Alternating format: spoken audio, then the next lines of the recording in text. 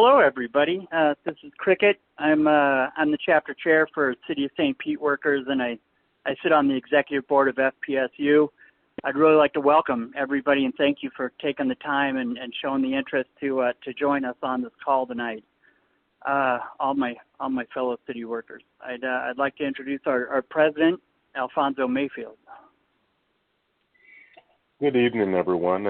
Thank you, Cricket. I want to thank you for co-hosting this 11th town hall in our town hall series regarding COVID-19. I would also like to start off by thanking Mayor Kreisman and Deputy Mayor Tomlin for joining us tonight. So I'm going to give you a brief overview of what we're going to do, and then we're going to jump right into it. So at the onset of the COVID-19 pandemic, there was a lot of confusion, misinformation, and a lot of fear around exactly what this pandemic would do to our communities and how it would impact our membership and the services that they provide to the communities that we care about. And we wanted to create a space that would do a couple of different things. We wanted to ask people in power from different political jurisdictions and employers across the state exactly what was going on really and how it would impact the public services that we provide and the lives of our members. We also want to work with our employers to try to figure out how to mitigate the impact on the everyday lives of our members while making sure that we also continue to provide top quality services. This is an assault unlike anything that we have ever faced or at least faced in our lifetime. And so it takes having a unique conversation and even sometimes putting the sword away with people who you don't normally talk with or have good relationships with to try to say how can we work together in a new and different way to be able to overcome what could be a protracted fight against an invisible enemy. And so with that, we reached out to the City of St. Petersburg, and Mayor Kreisman and Deputy Mayor Tomlin graciously agreed to sit with us. And so the way we're going to handle this tonight is we're going to first hear from the mayor and the deputy mayor around what's happening with COVID-19, how is it impacting the city, how is it impacting the services that the city provides, what is the city doing to combat it, and what does the future look like, understanding that that is a very big gray area. And then we're going to take questions, and I do want to frame this. We're not playing a game of gotcha, and we said that during every town hall. If we don't have answers to the questions, we're going to say that, and then we're going to try to figure out how we get answers to the questions. If new questions come up, we're going to ask them. This is all about how do we get the best information out to our membership and to their families so we can all work together to figure this out. And with that, I'm going to shift to Mayor Kreisman. Once again, thank you for joining us tonight. So tell us, how has COVID-19 impacted the city of St. Pete? And what is the city doing, and what do you think is going to happen in the latter part of the year, and how do we need to work together to be able to combat this? Mayor. Thank you, President Mayfield. Thank you for the opportunity to address your members, our city employees here. First off, I want to take a moment to thank everyone who helped organize this, and again, thank our city team and family. And if you've ever heard me do a new employee orientation, you do hear me use the word family because I really do believe that's what we are. And so it's not lost on me that while folks like me get to sit in an office during a global pandemic, there are members of our city team that keep the city running in all kinds of ways, big and small, often out in the elements and often doing work that's not easy.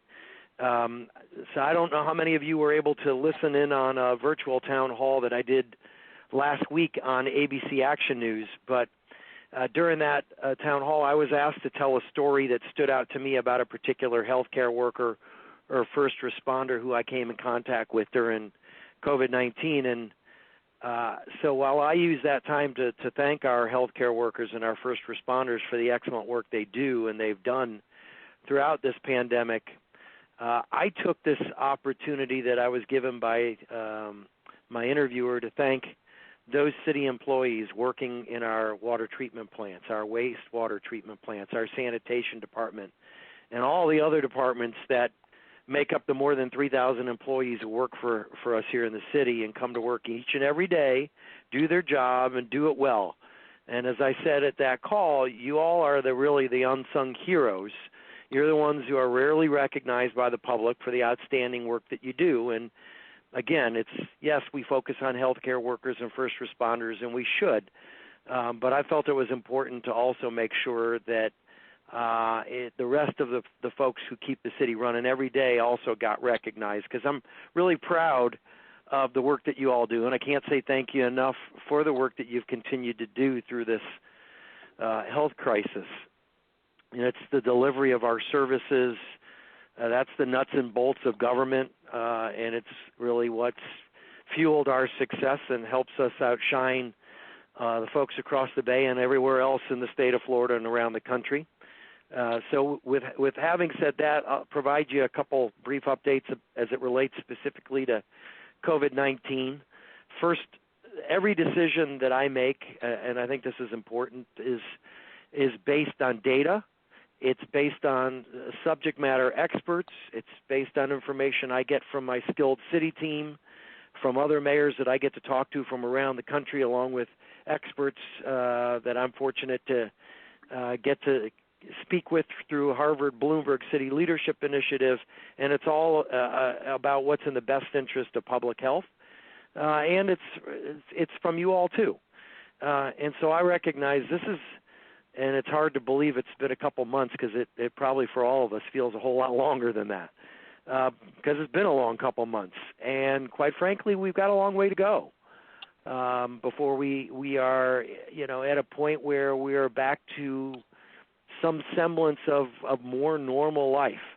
But as the state begins to reopen, so too is the city of St. Pete.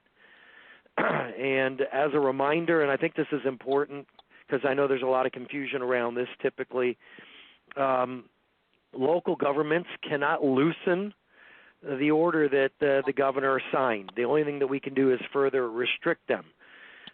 So I get asked a lot, and if you all are ever wondering why I'm doing this or that or whatever actions I'm taking, understand that I'm having to navigate through the other directives from the county and the state that are placed upon us that oftentimes preempt us from the things that we might want to do.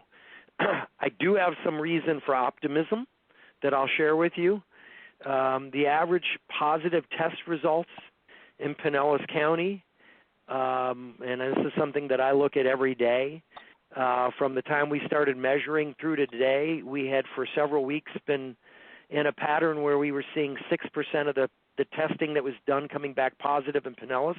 It's now dropped to 4.5% positive tests. And over the past 14 days, we've averaged actually 2.8% positive tests. That's really good. That's a good positive indicator. And I think we're seeing those because St. Pete was one of the first cities in the Bay Area to impose restrictions, followed closely by Pinellas County.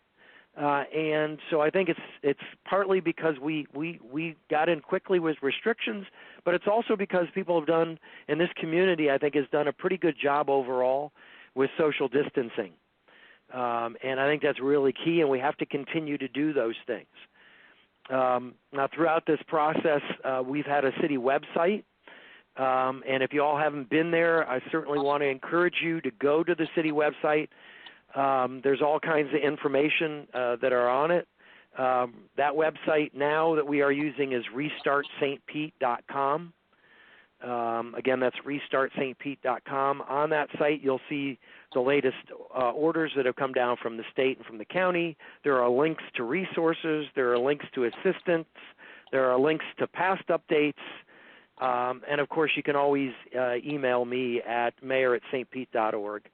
I'm confident that together, as a community, as an organization, we're going to get through this. We've certainly in the past seen our share of challenges, whether it's pandemics in the past or it's hurricanes or it's recessions.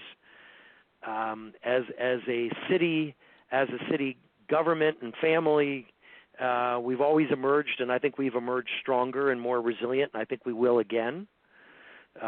We just have to hang in tough. It's going to get tough, Our budget's going to be tough, but we're going to get through this, and in time that'll happen, and it'll get through it because we're all working together for the common goal and the common good. So I thank you all for everything that you do each and every day. I know as the president indicated, there's going to be some time for questions and answers. So between myself, the deputy mayor, and our HR director, Chris Guella, I'm confident we'll do our best to answer your questions. But again, I appreciate the opportunity to share some thoughts with you, and thank you again for everything that you guys do to make the sun shine on us. Thank you, Mayor. And we have on our agenda to take a few words from Deputy Mayor Tomlin, so we would definitely like to yield the floor to you before we go to questions. Thank you very much. Thank you, Mayor, for sharing that important information, those updates, and it's a privilege to serve with you every day and see you honor our vision and our team members who are making such a difference for our city. Thank you to everyone who's hosting this call and to everyone who's a member of our City of St. Pete team. We're so appreciative for all that you're doing. When I'm talking to our team, as the mayor knows, I like to often start with our vision, because then our vision is really where we start with everything. And I'll share that with you again, just so that it's top of mind. It is that St. Pete will be a city of opportunity, where the sun shines on all who come to live, work, and play. We'll be an innovative, creative, and competitive community that honors our past as we pursue our future. And I feel optimistic tonight because I believe, as I look around our city and I look at our team and I understand what's unfolding, that's never been more true. A city is its people, and it's lauded at its most celebratory times, but it's defined during its most challenging chapters. And without question, this time is a challenge for our city, our beloved St. Pete. And the mayor and I couldn't be more proud of what this time is saying about who we are as a city and who we are as a team. When you just step back and think about what we've endured over the course of the last 6 weeks, it's unprecedented and it's trying. It's physically trying, it's mentally trying, it's spiritually trying. And we're able to endure and persevere because we are a resilient city that has put a lot of work into building up our people exactly for a time such as this. Overnight, our residents and those who work for our city saw our ways of life shuffled, scattered, and shuttered just instantly, with threats to themselves and many of their loved ones. If our team members aren't members of vulnerable communities themselves, maybe they're taking care of someone at home, these are real concerns. Our city team is no exception to the things that we are all facing. And through it all, you've stood strong, maintaining our levels of service and our commitment to care for our community with valiant honor and nobility. And we're so grateful. Our city's so grateful. People stop us in the street, in the stores, and tell you thank you. So thank you. I just want to remind us this is a long-term engagement. It's a reality that we'll be dealing with for a very long time. Nothing about this is short-term. As Mayor Kreisman said, it's going to be hard, but we're prepared for it. We're up for it. We are the team to carry the city through. We're putting public health first in our every consideration, working hard to protect our city and find our way back eventually to a pre-COVID way of life. But it will take all of us doing everything we can to take care of ourselves and to also remember that many people are counting on us to help take care of them. We're focused, we're committed, and we're St. Pete strong. The mayor's begun to talk about the St. Pete way of doing things, and that transcends regulations and rules and guidelines and really gets into the core of who we are as a city. We cannot do this without you, as you know. We're going to empower our people to protect themselves. We're going to do all we can, when and where we can, to transparently continue the operations of our city without interruption or compromise. And again, we thank you for your contributions to date and everything that you will do, seen and unseen, to make that a possibility and a reality. Thank you for all you're doing. Thank you. So with that, we will get to questions. And, we're going to start with, what we think is a simple question, but of course we know it's not. When do we think that we are reopening MSC, City Hall, et cetera? And so it does seem like it would be a simple question, and you're right. Unfortunately, it is not. And we are evaluating when we think makes the most sense, where we can do it safely, and that's really kind of the key in everything that we're doing and that we're looking to do going forward is whatever steps we take, how do we do them safely where we are not only protecting our community that come in to interact with us, but equally important, we're protecting our staff and our employees who are being facing with the community as they come in. And so we wanted this week, with the governor's his order to which we're calling Restart St. Pete, since we're following it. We wanted to get this week under our belts, see what the numbers look like after this week, how they respond. Do we see an increase in positive tests, which hopefully we don't? Do we see a breakdown in what we're calling the St. Pete Way, which is even though we haven't told people you have to wear masks, that people maybe will start wearing more, that we see people continuing to social distance. We want to see those important behaviors that have helped us get to this point continue right now. And I think if we see that, then I think there's a good chance that we would be doing at least a partial reopening of MSC and City Hall sometime during this month, within the next couple weeks. But again, it's kind of fluid, and as much as I would love to be able to tell you all it's going to open on this date, we're just not comfortable putting a date on that yet. Okay, great. And I'm going to warn you all as we go down. Some of these questions are redundant. We got these questions from our membership. I forgot to mention that earlier. So some of them we're going to bunch together to try to get an answer, but some of them also are very specific or nuanced. So if you feel like, why are you asking me this again, that's why. So I apologize for that ahead of time. But so Crick is next up with our next question. How long are you anticipating that we're going to be operating under a state of emergency, under emergency order? Yeah, so I think that until we're at a point where where there's maybe some herd, that we've reached the herd capacity where enough people have already tested positive and gotten through it, where there's some kind of either a preventative vaccine or a treatment protocol that can be followed when you've gotten it.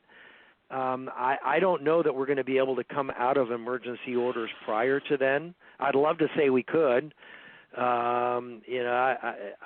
This is certainly not the way I envisioned the last few years of my administration going, where we were having to do this. But we're going to do what we need to do to get the city through this and to do it as safely as is possible. And so if that means that we've got to leave an emergency order in place, then that's what we'll do. But we've also, during the time that emergency order has been in place, I have really tried to use it judiciously and, not abuse the potential power that comes with an emergency order. And I will continue to try and operate in that way and be as transparent as possible. Okay, thank you. So you mentioned, I'm going to ask a piggyback question. So a lot of this we're still trying to figure out, and you've talked a little bit about that. But something that's been coming up as a common theme with our town halls and with some of the legislators that we've been talking to on them is the concept of what a new normal is. And for people who, our members work in very specific parts of the city, some of them get a chance to see all the different aspects of the work that the city does.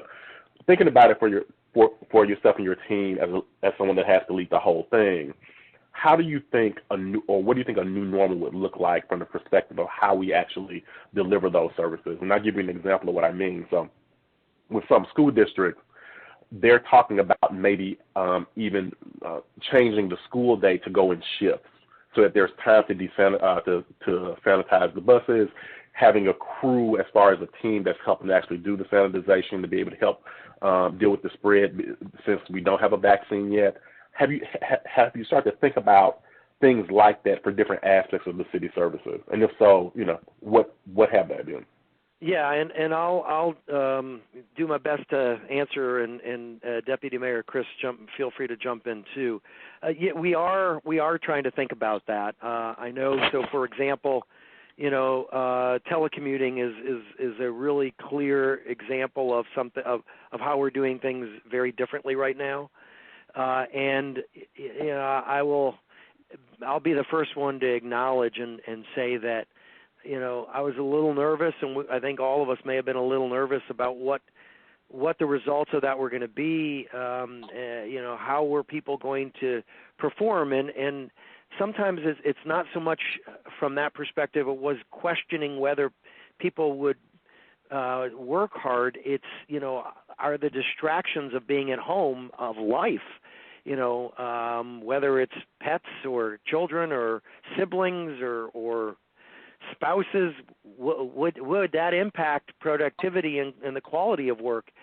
And it's been actually really wonderful to see that the city team has performed incredibly well. I don't think any of us have seen any kind of a real loss or drop-off in productivity and quality of work for those who are telecommuting, and that's been a really nice.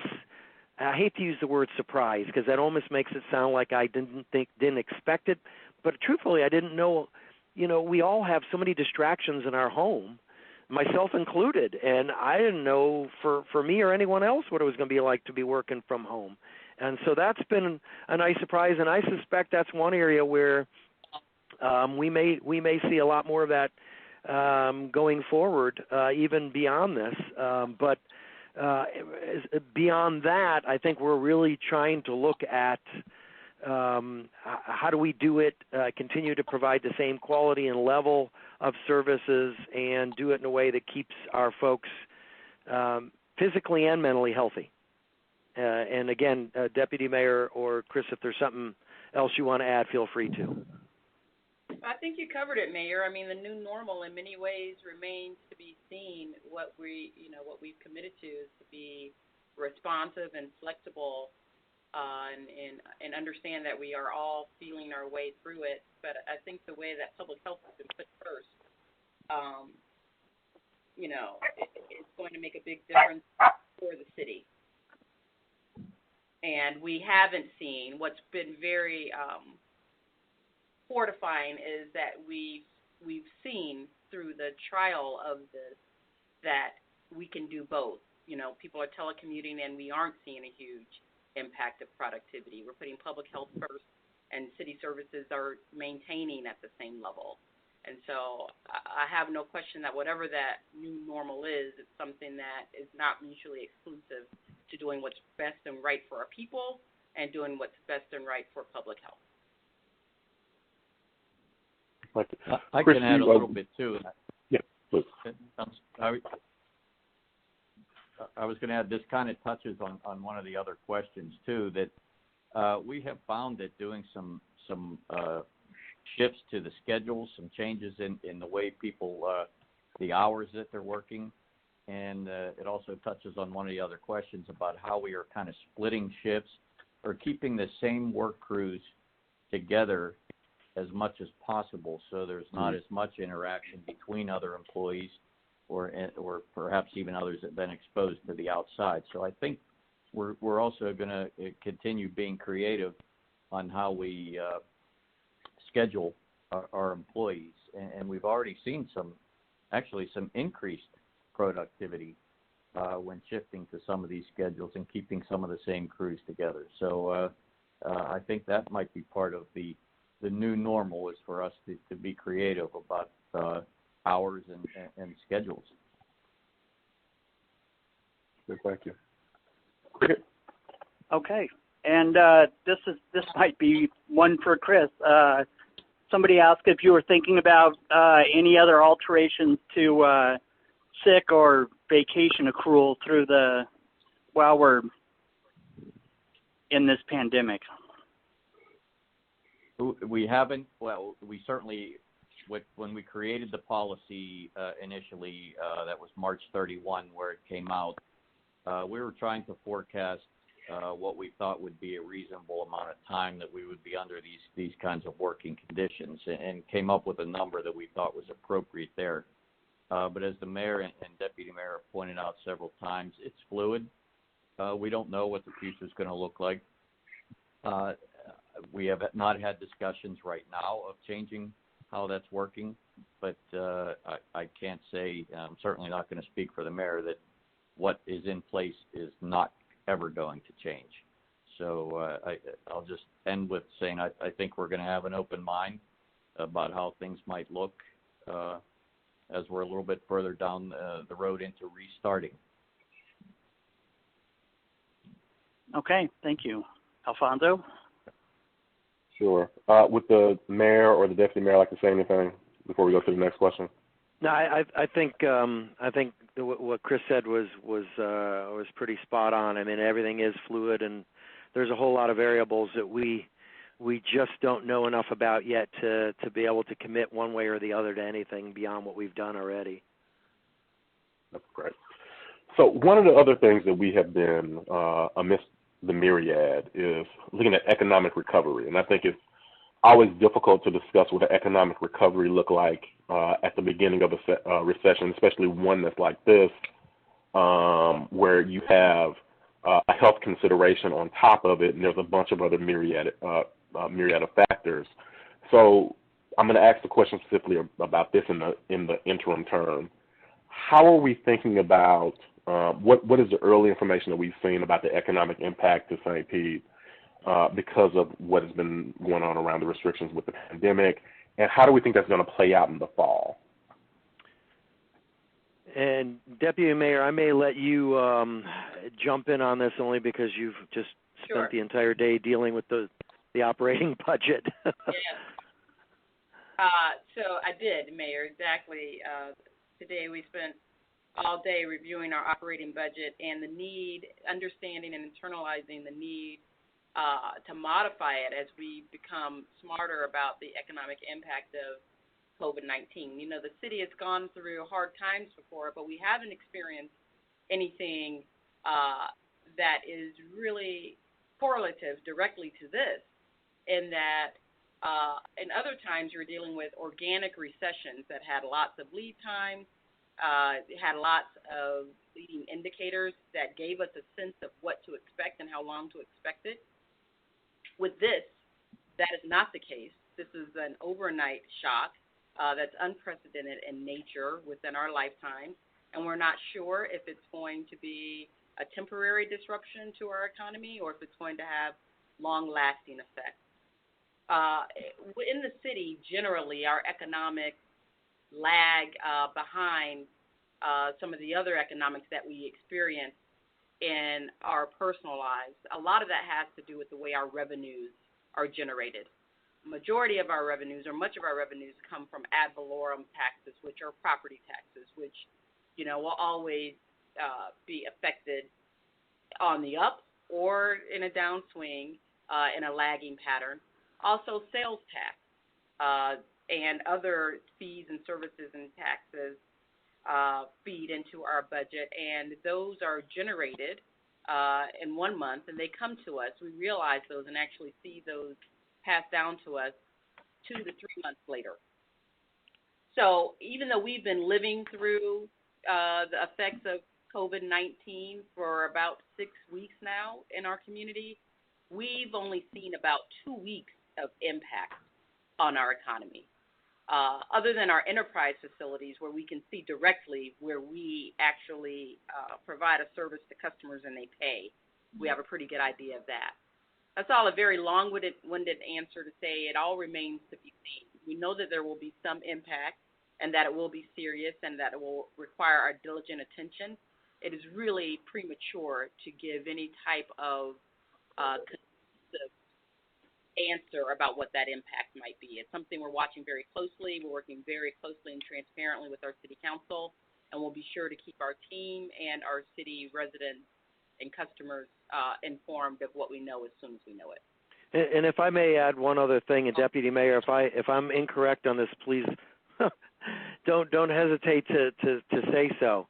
There's two areas that typically people don't really, in the public at least, don't really think about that impact our budget and will impact our budget going forward. And you know, the sales taxes, Deputy Mayor mentioned, property taxes, everybody knows about those. There's some communication service taxes, and then we get some funding that comes in from the utilities, and those are the more obvious ones. But you know, we stopped to try and help our residents. We stopped doing lock-offs on utility, on water service. We've stopped issuing late fees. We stopped with traffic tickets and citations. And those things, sometimes you think about them individually and they don't seem like it's a lot of money, but it adds up to hundreds of thousands of dollars. And so that's already losses that we are and are continuing to sustain that typically people don't really think about. And then the other piece I'll mention is, you know, when we have we've had crises in the past with hurricanes, and we've made claims through FEMA. When we've recovered those claims, which normally take several years, some of those funds go back into dedicated funds that we use to help balance our budget, and others, though, go directly into general revenue that we use to help balance our budget or to help fund the budget the following year. And this time we have dedicated, as you all probably know, in our Fighting Chance Fund, you know, the money that we're getting back from Hurricane Irma to help our business community and residents who've lost their jobs. And so that's all, again, more dollars that would have gone into the budget that we would have had to spend that we're not going to have. Thank you. Thank you. Cricket. I want to thank you guys for how thorough your answers are. I appreciate that. I'm going to try and paraphrase this one down to have we looked at putting anything into effect to support workers and their families? Thank goodness this isn't something that's happened yet, and hopefully won't. But for workers who work in when they get sick, who work in high risk areas like the water reclamation facilities or sanitation workers, jobs like that, people who are at risk for a lot higher, a greater risk of contact if they get sick. Have we looked at anything to be able to support those workers and their families if they do end up contacting this and being out sick for an extended period of time? Chris, I can take that one, Mayor, if yep. You're okay. Yeah. Yeah, well, we're certainly following the Family First Coronavirus Relief Act, the FSCRA. So someone who actually would contract COVID-19 would have paid leave available to them under that. And then certainly if they're still unable to come back to work because of the illness or some other effects, lagging effects, you certainly have your leave time. It would be kind of hypothetical right now to say what we might do if somebody had an extended illness because of it or contracted it again. So I'm hesitant to say exactly what we would do because we have not faced that. And as I said, it's somewhat of a hypothetical and it's just too premature for me to say anything firm about that right now. And Mayor, Deputy Mayor, if you want to jump in, feel free. I think that's accurate. Okay. Okay.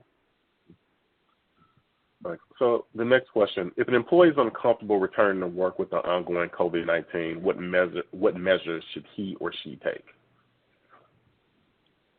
I can take that one too.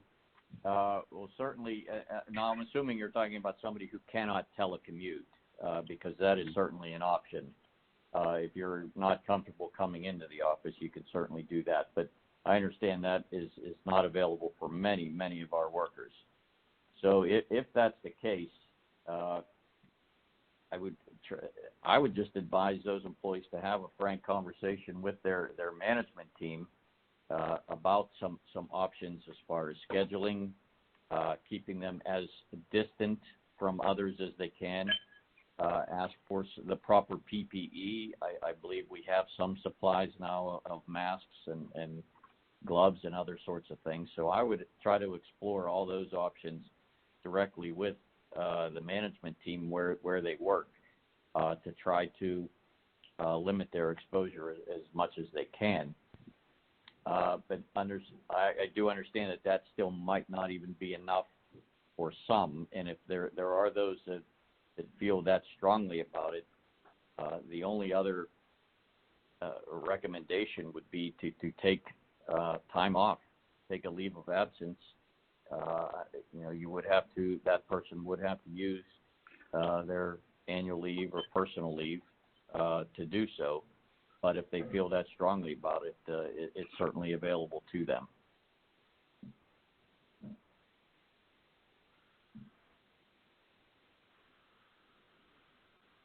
Okay. I guess I'll ask the next question. Someone wanted to know why all departments aren't following the same sort of policies and procedures. Why everybody isn't staggering, like you spoke of earlier. Some groups we're staggering work groups, so some people come in on these days and other people come on different days. But apparently that's not happening across the board in every department in the city for folks that need to that have to show up at work to do their jobs. So that was the question.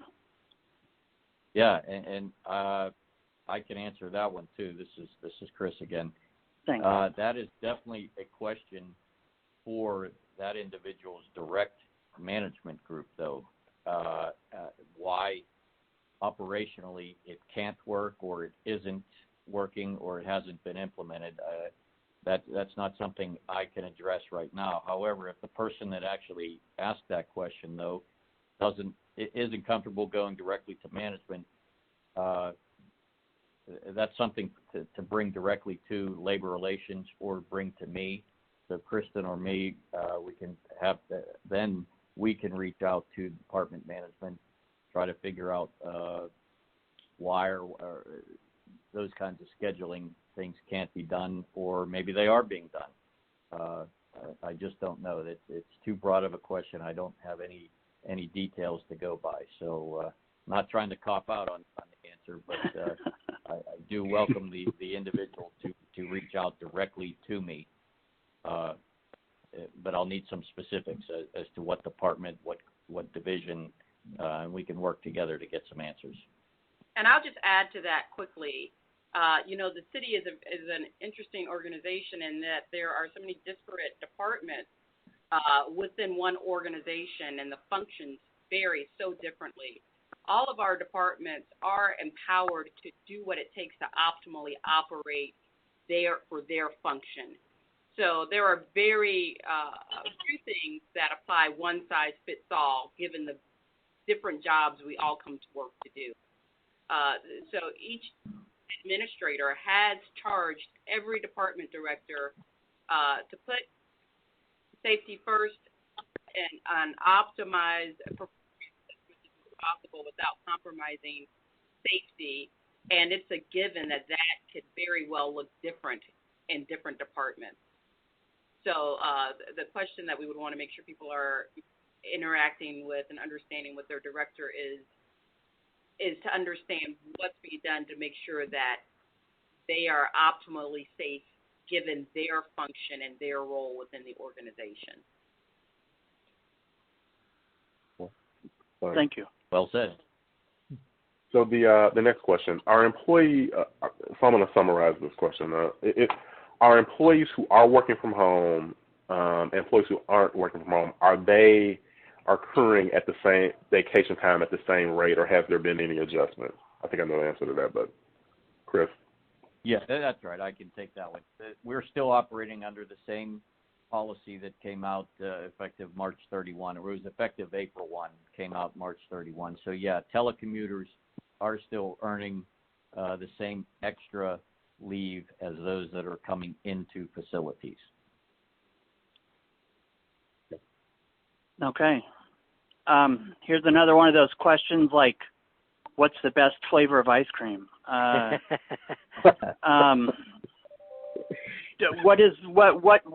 What is your timeline?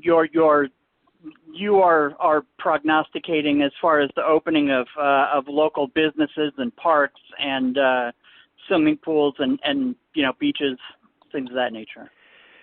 So under the, I'll answer that a couple ways. Under the governor's order, swimming pools and private pools were opened with 50% capacity. I think that was over this past weekend, with beaches with social distancing opening on Monday. And so here in St. Pete, when it comes to our beaches, we went ahead and reopened city beaches, although we don't have that many of them.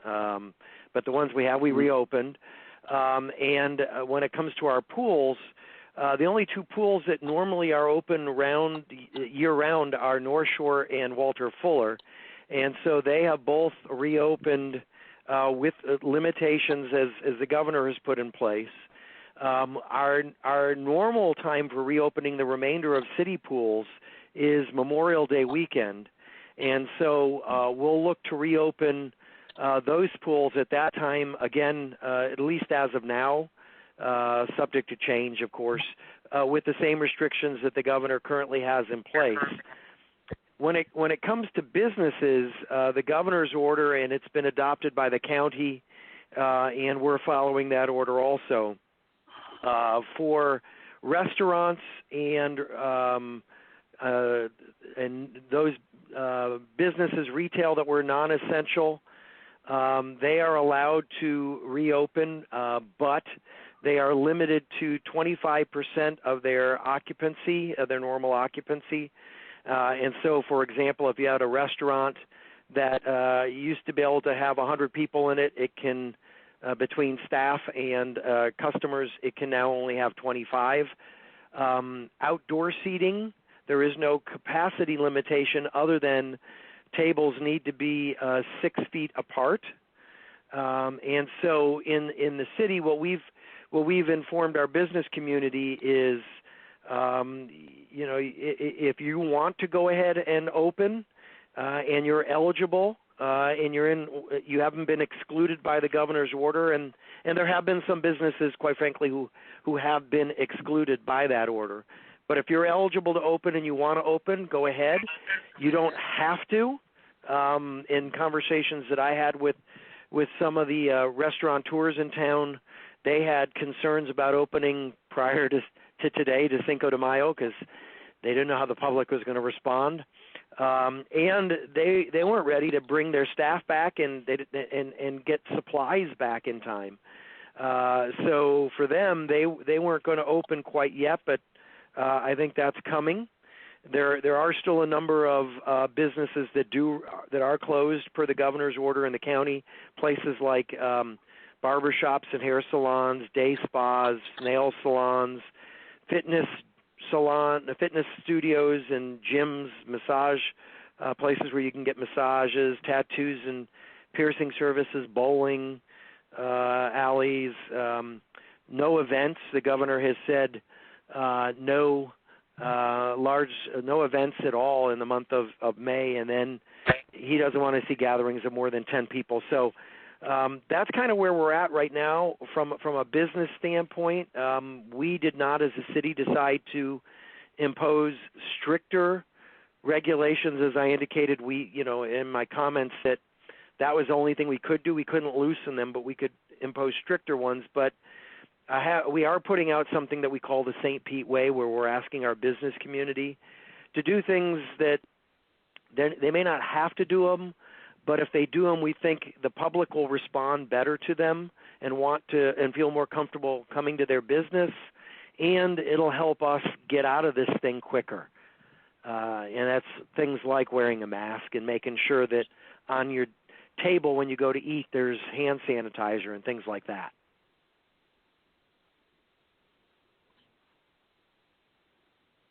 Okay. Our next question, how does COVID-19 affect the city's ability to keep services through the remainder of this year and potentially into next year?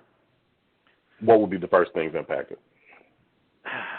Yeah, and that's a good question. I'll do my best to answer it and let my colleagues jump in. I mean, I think for me, what was really important is I wanted to do everything that we could as a city government to not do what I see other cities, and I talk to mayors every week on conference calls all around the country, and they've had to furlough employees. Hello? And can you hear me? Yeah. You cut out for a second. Okay, sorry. So as I was saying, I talk to mayors every week from all around the country on conference calls, and what I wanted to one of the things I wanted to make sure that we didn't do is what some of them have had to do, which is to furlough employees and cut back services, and that's been one of my big priorities, is to try and make sure that every single employee of the City of St. Petersburg continued to receive a paycheck through this entire thing, however long it goes, and not knowing how long it was going to go. That still is where my head is and where I want us to try and be, and to do what we have to do and figure out how we can continue to do that. And because I feel like as long as we are able to keep our staff and fully staffed, we're able to continue to provide the excellent services to the community that people have come to expect and appreciate. And so that's been my number one for as mayor, overseeing 3,000 plus employees. That's been what I've really, aside from trying to keep everybody healthy, of course. Of course. Okay. Thank you. I think this one was already sort of referred to. Are there plans to have more workers working from home in the future, those that can, teleworking, even after the pandemic has passed?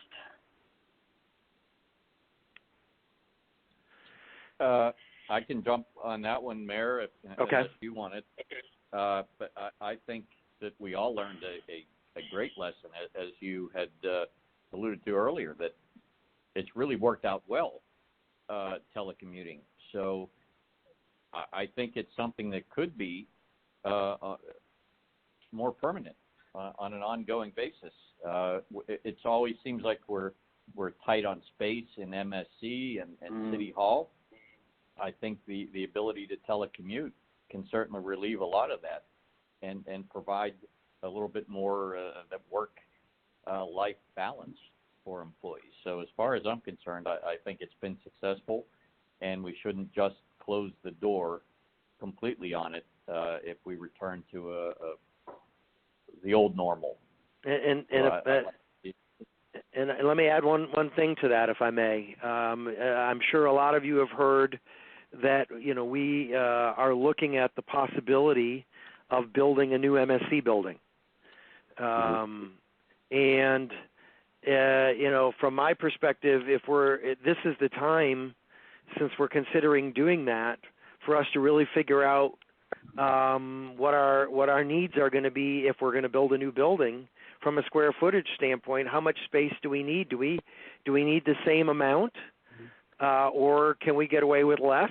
And so some of our experiences that we've had thus far, I think, will help educate us as we go forward and make some of those decisions.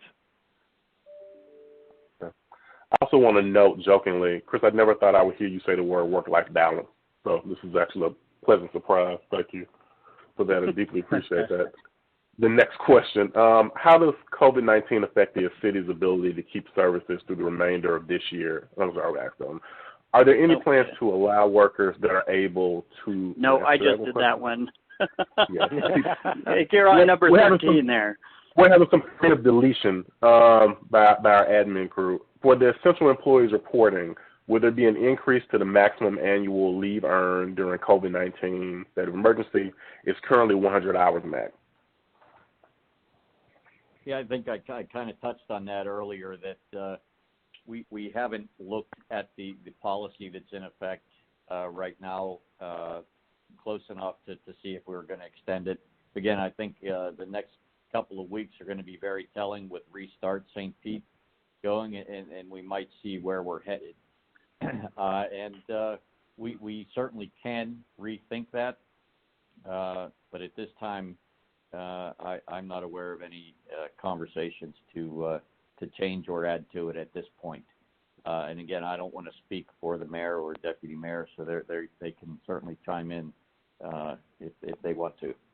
I think what Chris said is really accurate. It's, we just, there's so many uncertainties. We just don't know how long things are going to last, what's going to happen, and so what we've tried to do is remain flexible and reevaluate as things happen, and we'll continue to do that.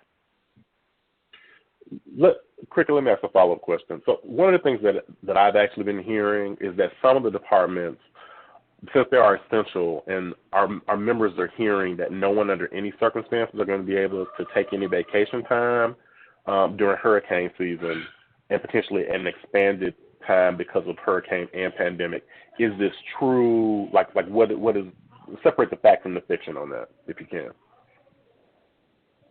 I think I can address that one. I have heard that before myself, and I don't think it's such a black and white, no, you can't take vacation.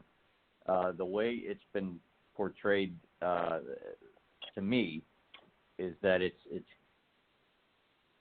more of a suggestion that, look, this is hurricane season, you're an emergency critical employee, you might not want to plan vacations where you might actually end up losing down payments or money or so forth, but absolutely not is there a moratorium on taking time off.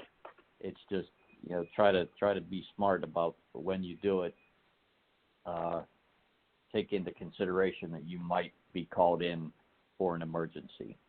That's about the best way I can answer it now. It's been kind of like an urban legend that yeah, no vacation for you. It's not quite that at least I don't think so. Yeah. Thank you. Cricket, you get the last question for tonight. Okay. I'd like to thank the mayor very much for your commitment from the very start of this to trying to avoid layoffs or furloughs in any way you could. I mean, that was something that was nice to hear at the start of this.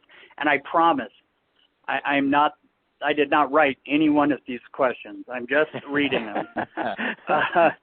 But the question is, would as this goes forward, would the city be willing to look at shortening the work week or other creative solutions to try and avoid layoffs or furloughs, depending on how bad this ends up playing out to be?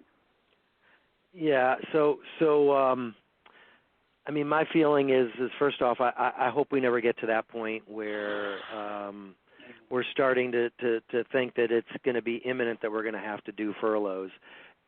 Secondly, if we do get to that point, I am willing to look at a whole lot of different things. I like what I've always tried to do since I've been in this position, and I think Dr. Tomlin and Chris will verify that this statement that I want to have as many different options of choices as I can possibly have before I make a decision, so that I can make the best decision and the one that makes the most sense and that is in the best interest of the community and of the city and of our staff and employees as I possibly can.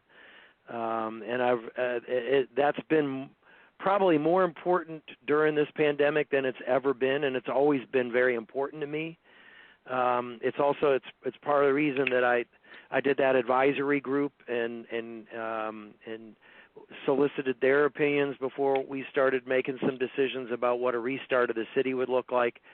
And so I don't want people who are just going to tell me what they think I want to hear or what they think I want to do. I want to hear all sides of things. So if we start looking at getting to a place where it starts getting a little scary financially for the city, I want to know what my options are and what I can do to try and preserve where we're at right now as far as it goes with our employees. Thank you very much. Mayor, thank you. I want to thank the mayor, Chris, and Dr. Tomlin for joining us tonight. We deeply appreciate it. Hopefully, it will not take another pandemic or a Godzilla attack or some other major catastrophic incident for us to do this again with our membership and with the mayor's team. We commend you for what you have been trying to do as far as working with us to figure out solutions to these problems short term. And to our members, thank you for coming out tonight. We deeply appreciate. We're going to be doing some follow-up and outreach for all the questions that we did not get into, including some that have been coming in the last 5 minutes. Thank you for joining us for this town hall, and we look forward to ongoing engagement. So everyone, good night. Good night. Thank you. Thank you very much. Good night.